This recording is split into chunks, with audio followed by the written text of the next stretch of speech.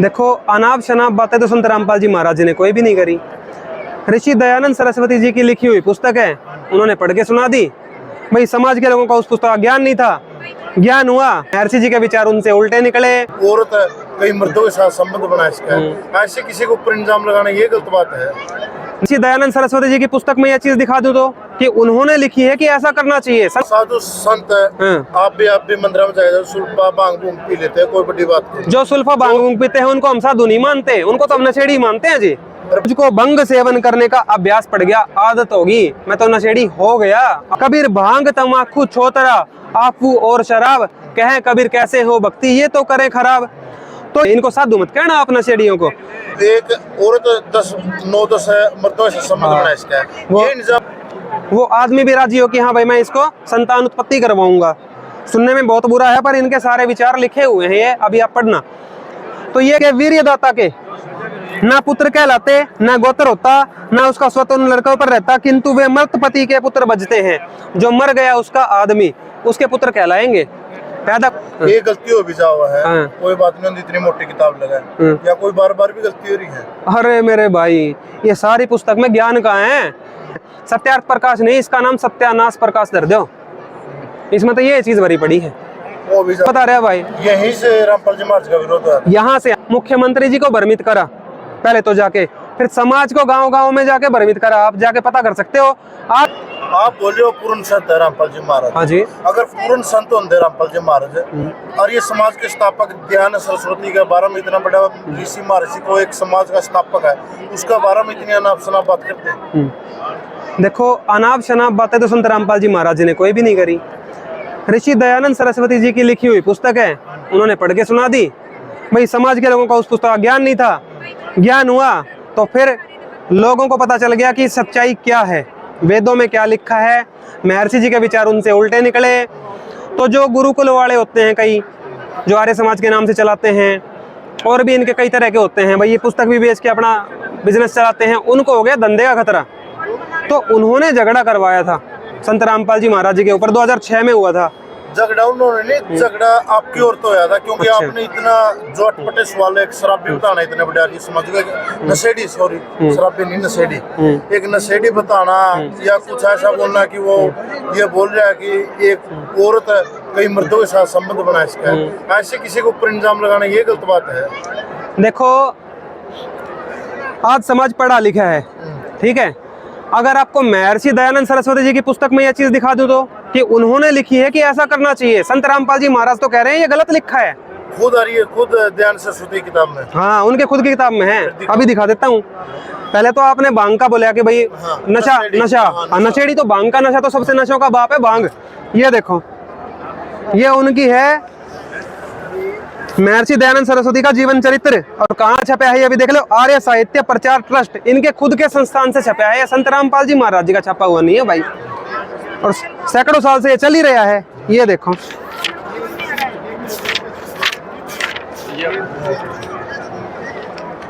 इसमें आप page number 50 पे देखो, महर्षि दयानंद जी अपने जीवन में खुद स्वीकार कर रहे हैं कि वो नशे में पड़ गए थे।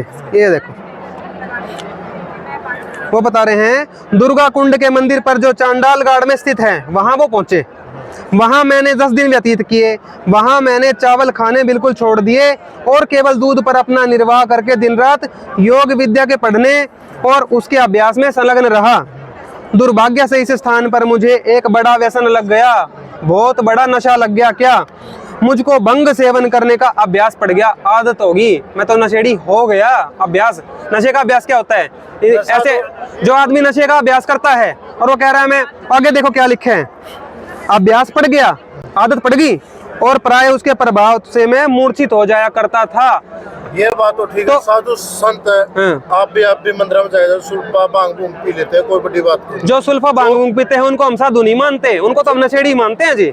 पर बात ये नहीं है कि पी लेते हैं समाज में, देखा आप कुछ मानते हो, समाज के लोगों ने स्वीकार करा है। तो बात ये नहीं है कि बात वो है नहीं जो उसके ऊपर बोली गई थी कि दयानंद सरस्वती ने बोल रखा है कि एक औरत 9-10 मर्दों से संबंध बना इसका है।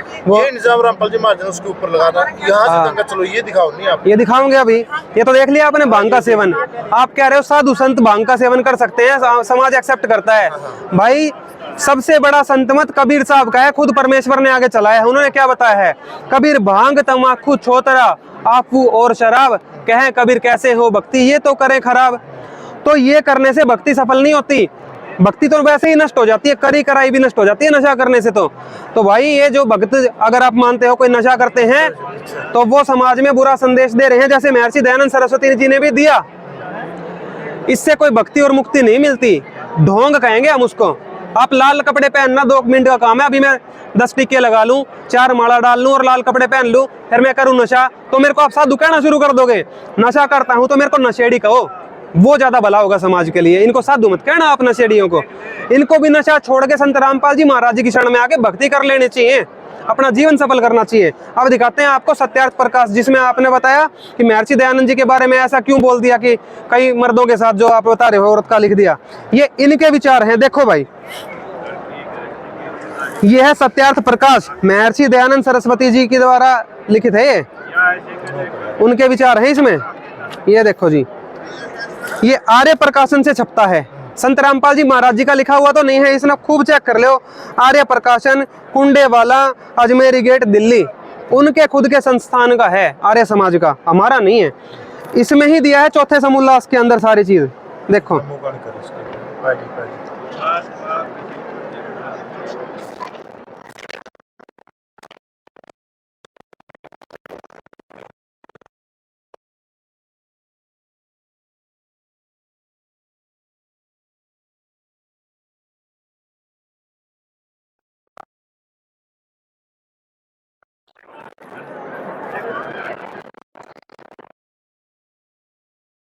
महर्षि जी से, और उसमें दर्ज है सवाल कि अगर किसी का पति मर जाए तो उसका दूसरा विवाह नहीं करना चाहिए। और आम समाज में आप देखते हो कि किसी का अगर पति मर जाता है तो उसको छोटे भाई के पल्ले लगाने का एक समाज में चला रखा है कि भी लड़की की जिंदगी बर्बाद ना हो। एक तो चला गया भाई, उसके पीछे दूसरे की बर्बाद ना हो, तो ये एक समाज में लोगों ने बना रखा है। तो उसने यही पूछा कि भाई पुनर्विवाह के लिए आप क्यों मना करते हो। तो आगे देखो इनकी क्या बातचीत चलती है। तो प्रश्नकर्ता का सवाल है, पुनर्विवाह में क्या दोष है, क्यों मना कर रहे हो। तो कह रहा है स्त्री और पुरुष में प्रेम न्यून हो जाएगा, जो स्त्री पुरुष का अपना प्रेम होता है वो कम हो जाएगा, क्योंकि जब चाहे तब पुरुष को स्त्री और स्त्री पुरुष को छोड़ दूसरे का साथ संबंध कर ले। यहाँ तो ये बात सुनने में अच्छी लग रही है, आगे ये खुद कहेंगे कि करना चाहिए ये संबंध। चलो आगे देखेंगे। तो इसमें ये इनके नुकसान बता रहे हैं पुनर्विवाह के। देखो चौथा क्या बताया है, पतिव्रत और स्त्री व्रत धर्म नष्ट हो जाएगा। भाई पतिव्रता धर्म क्या होता है? एक पति के साथ, एक पति को अपना सर्वस्व धारण करके जो स्त्री रहती है पूरी जिंदगी तक, उसे तो पतिव्रता माना जाता है। और जो किसी दूसरे की तरफ गलत नजर उठा के देखे या कोई गलत काम करे, उसको तो समाज में उल्टा या फिर व्यभिचारिणी बोला जाता है। तो पतिव्रता स्त्री को भी पक्ष ले रहे हैं, और आगे देखना क्या कर्म करने की सलाह दे रहे हैं। तो अब प्रश्नकर्ता पूछा, भाई जब वंश छेदन हो जाए, भाई वंश तो वैसे ही नष्ट हो गया, पति मर गया तो वंश तो चलेगा ही नहीं उनका, तो तब भी उसका कुल नष्ट हो जाएगा, कुल तो फिर भी नष्ट हो गया। और स्त्री पुरुष व्यभिचार आदि कर्म करके गर्भपतन आदि बहुत से दुष्ट कर्म करेंगे, इसलिए पुनर्विवाह का होना तो अच्छा है। कि भाई गर्भपतन भी तो बढ़ जाएंगे, फिर जो विधवा स्त्री है वो अगर किसी और से संबंध करेगी, गर्भ रहेगा, फिर गर्भपतन करना पड़ेगा, तो ये सब बुराइयां समाज में शुरू हो जाएंगी। तो देखो महर्षि जी के अपने विचार, कह रहे नहीं, क्योंकि जो ब्रह्मचर्य रखे वो तो ठीक, चलो ये भी ठीक है, पर कह रहे हैं जो ब्रह्मचर्य न रख सके तो नियोग करके संतान उत्पत्ति कर ले। अब ये नियोग क्या चीज आपने कभी सुनी है? क्योंकि अपने समाज में ये चलती ही नहीं। ये तो महर्षि जी के अपने विचार थे, जिस पर कोई आज तक आदमी हमने चलता हुआ ही नहीं देखा। ये देखो तो पूछा सवाल करता है भाई पुनर्विवाह तो आप मना कर रहे हो और नियोग की यहाँ भर रहे हो, दोनों में भेद क्या है? कह रहा जैसा विवाह करने में कन्या अपने पिता का घर छोड़ पति के घर को प्राप्त होती है, भाई जिसकी शादी होती है अपने पति के घर चली जाती है और पिता से फिर संबंधी विशेष नहीं रहता, कभी कभी जाती है अपने पिता के घर। और विधवा स्त्री उसी विवाहित पति के घर में रहती है, कह रहा विधवा भी फिर उसके घर में ही रहती है, ये भी ठीक है।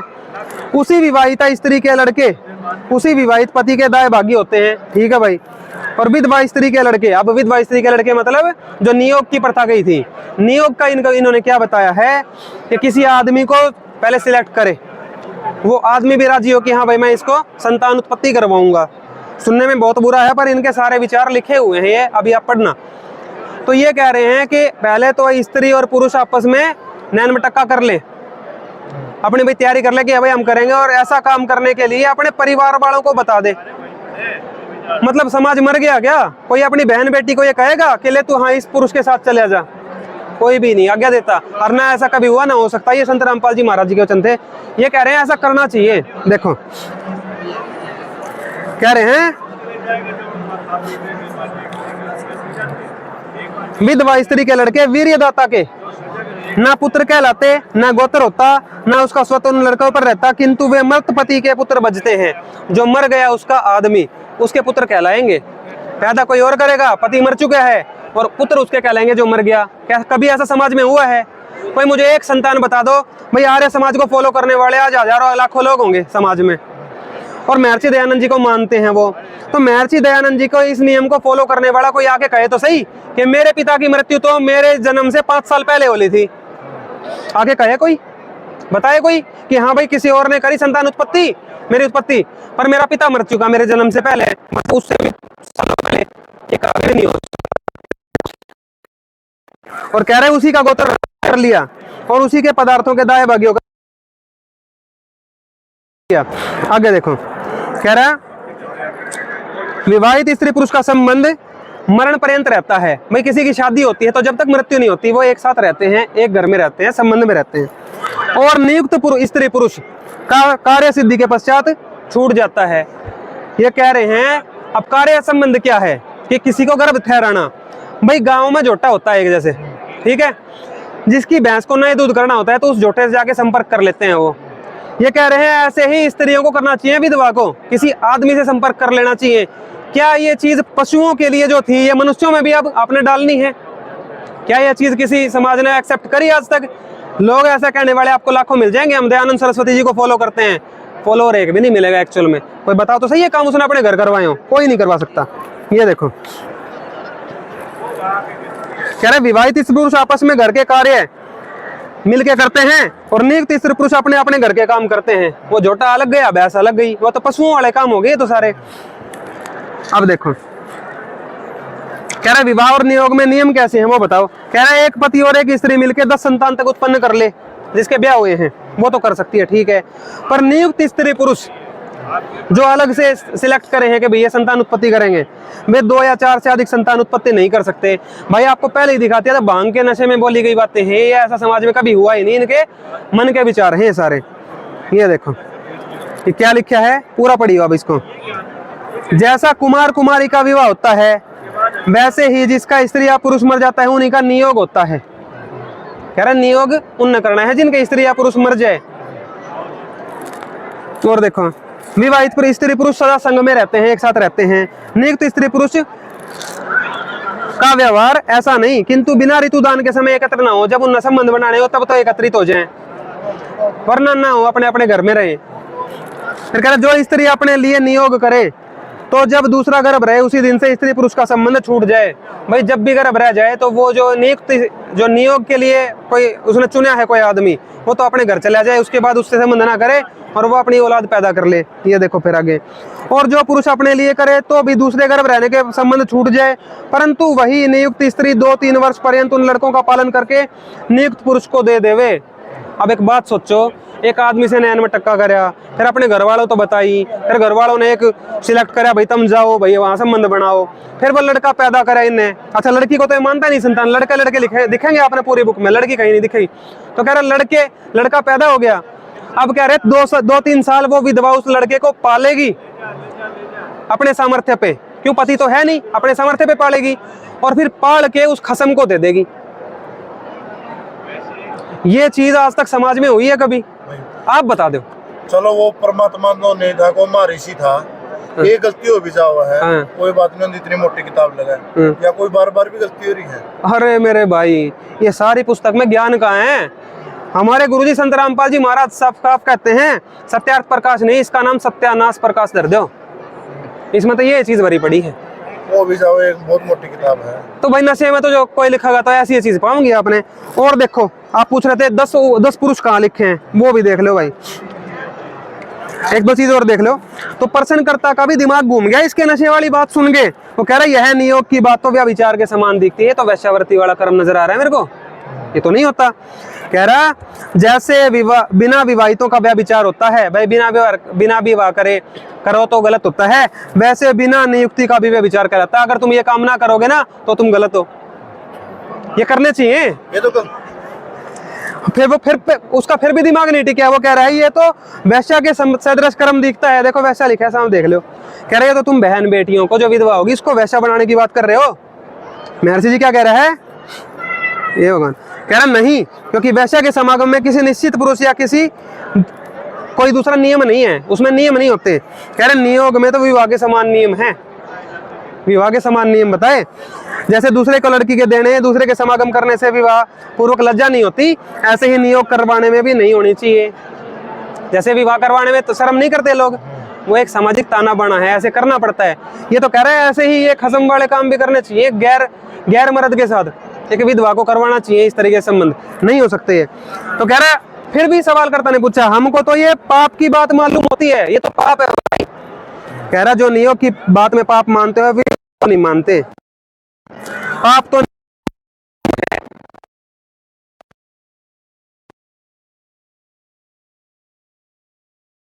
पुण्य कर्म का काम बता रहा है भाई। यहीं से रामपाल जी महाराज का विरोध है। यहाँ से हमारे गुरुजी ने पुस्तक खोलकर नेशनल टीवी पर दिखा दी भाई। ठीक, नेशनल टीवी पर दिखाने के बाद क्या हुआ, जो आर्य समाज के आज प्रधान बने बैठे थे उन तक ये बात पहुंची। कभी तुम्हारा तो राज खुल गया समाज में कि तुम्हारे जो महर्षि हैं जिन्होंने आर्य समाज चलाया, उनके जो माने गए नियम हैं वो समाज के लिए इतने घातक बताए कि संत रामपाल जी महाराज जी ने कहा है कि इस पुस्तक को बैन कर दो, बंद कर दो, कूड़ा का बड़ा भरा पड़ा है, इसमें कोई ज्ञान नहीं है। तो इस बात पे झगड़ा शुरू हुआ था। उस समय पे 2006 की बात है। तो आर्य समाज से संबंधित हुड्डा जी उस टाइम हरियाणा के मुख्यमंत्री थे। तो आर्य समाज के लोगों ने मुख्यमंत्री जी को भ्रमित करा पहले तो जाके, फिर समाज को गांव-गांव में जाके भ्रमित करा। आप जाके पता कर सकते हो। आज वो लोग हमारे गुरुजी की शरण में आके सच्चाई बता रहे हैं कि हमारे तो बहुत बड़ी गलती हुई, हम समझ नहीं पाए, हम इनकी बातों में आ गए। उन्होंने क्या बातें फैलाई कि संत रामपाल जी महाराज तो एक तांत्रिक है, उनके आश्रम में भैंस भाग जाती है, ऐसी ऐसी बातें फैलाई। कभी ये राज ना खुल जाए, लोग संत रामपाल जी महाराज जी का टीवी पर सत्संग ना देखे, इसलिए ये बात फैलाई। और भी बातें बताई, वो तो मंगलसूत्र तोड़ लेता है, पता नहीं क्या क्या करता है, कोई सबूत नहीं उनके पास, पर बात फैला दी, मुंह में आई। यही बातें जाके कह दी मुख्यमंत्री जी के कान में। मुख्यमंत्री जी के हाथ से भी बहुत बड़ा पाप करवा दिया। पुलिस की सपोर्ट में गए थे वहां पे अटैक करने आश्रम पे 2006 में, पुलिस साथ गई हुई थी। देख लो आप, वीडियो पड़ा हुआ है इंटरनेट पे, करौता कांड की सच्चाई नाम से। तो भाई ये इस तरीके से कांड हुआ था। तो संत रामपाल जी महाराज तो आज भी सच बोल रहे हैं और हमें उन अपने शिष्यों को भी बताया, बेटा सच बोलो, ये समाज जागेगा और इन निकम्मों को अब टिकने की जगह नहीं मिलेगी, क्योंकि समाज शिक्षित है आज। तो आप बोल रहे हो ये गलती होगी, क्या रामपाल जी महाराज की किताब में गलती को नहीं? हमारे गुरुजी संत रामपाल जी महाराज है ना, ज्ञान गंगा पुस्तक का प्रचार करते हैं। हाँ। उनके नेशनल टीवी पे, कई टीवी चैनल पे सत्संग आते हैं, उस पर एक नंबर फ्लैश होता है, आपने बोल कर ही बता दूं, 8193819381। वो कहते हैं इस नंबर पर फोन करो, मिस कॉल करने का नंबर है वो, इस नंबर पर मिस कॉल करो, आश्रम से आपको कॉल आएगी 1-2 दिन के अंदर। आपको अपना नंबर नोट करवाना है, एड्रेस नोट करवाना है, नाम नोट करवाना है, कंप्लीट। आपको ये पुस्तक घर पे फ्री भेजी जाएगी। और संत रामपाल जी महाराज तो कहते हैं कि बच्चों ये भगवान का ज्ञान है, इसमें पढ़ लो। अगर तुम्हें वैसे पढ़ने में शर्म आ रही है ना, तो एक काम करो, नहीं समझ लो कि संत रामपाल की ना गलती छांट कर ले आओगे, इसी भाव से पढ़ लो। तो ये तो चैलेंज दे रखा है उन्होंने, गलती छाट लो, आप भी लेकर जाइए ज्ञान गंगा।